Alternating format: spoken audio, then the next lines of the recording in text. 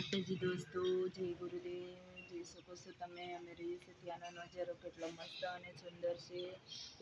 કેટલા મસ્ત મસ્ત મોટી મોટી બિલ્ડિંગ આવેલી છે. અહીંયા રોડ આવેલો છે.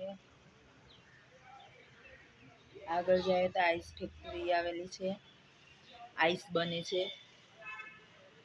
આ કેટલા મસ્ત ઝાડ ઝાડ ઝાડ ઝાડ છે, જોઈ શકો છો. ત્યાં પણ બહુ બિલ્ડિંગ છે. અમારા બાલ્કનીમાંથી એટલો મસ્ત અને નજારો દેખાય છે.